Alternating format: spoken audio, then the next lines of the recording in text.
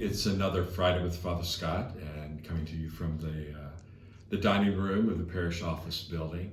And it is a Friday today as we film. We're looking at the scriptures for the third Sunday of Lent, and simply because of the length of the gospel for this Sunday, because there's a theological purpose with the gospel, the woman at the well, I'm going to do the first reading from the book of Exodus. So bear with me. In those days, in their thirst for water, the people grumbled against Moses, saying, "Why did you ever make us leave Egypt? Was it just to have us die of thirst with our children and our livestock?"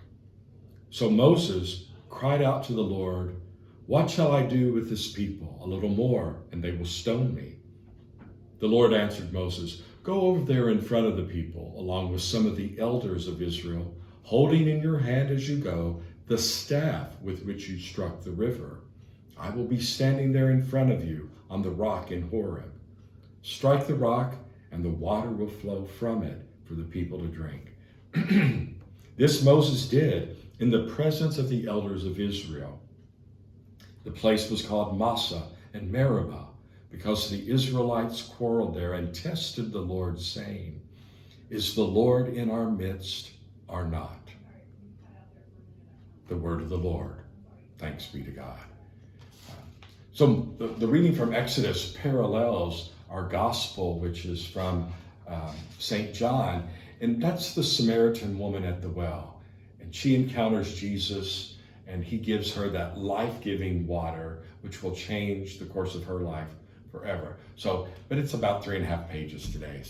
But there's a theological purpose for the RCIA program, and we focus on those preparing for baptism. So there's that image of water and the scripture and the power that's inherent in the readings that we have.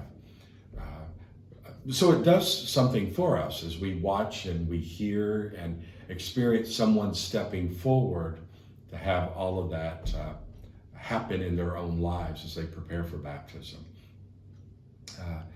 Moving forward, it seems to me that time is moving at a very quick pace. I know my time as your pastor is coming to a close. Almost 3 months now. The countdown is going on, and I urge you strongly to pray for Archbishop Shelton, because in the end he will have the final word, the final decision, as he starts moving priests and trying to place personalities and for the good of the flock of the faithful, the faithful of God. So pray for him, pray for me, pray for all of us as we prepare to welcome a new pastor on June the 21st here at Our Lady of Lourdes. And this weekend we will also have a young woman from our parish. We will bless her and send her forth. She's starting the journey of entering the convent. These days we don't hear much of that. In years past, more so, but at the 11:30 Mass, we will call forward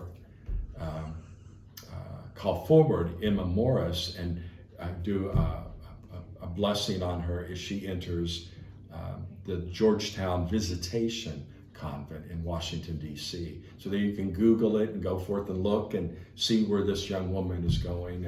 She's bright, she's articulate, she's faithful, she's got a heart focused on the Lord. And so I ask you to pray for her as she starts that journey.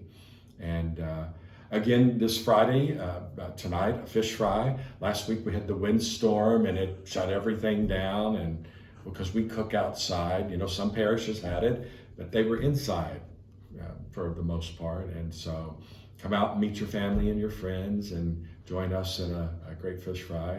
And know that next week is St. Patrick's Day, and Archbishop Shelton has given a little relaxation. We can eat meat next week. So, just thinking ahead a little bit on all those wonderful things that go on.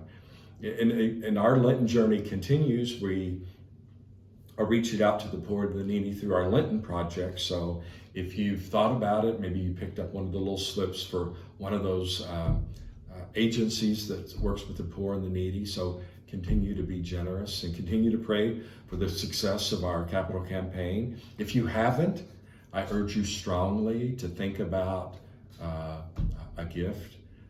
I think at this point, as we continue to move forward and discern just how to continue things, if you haven't, get those campaign cards turned in, those commitment cards. So it helps everything move forward.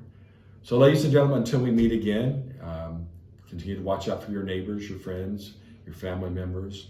Pray for those who have asked for our prayers. And until we meet again, God's blessing on you and yours. Take care.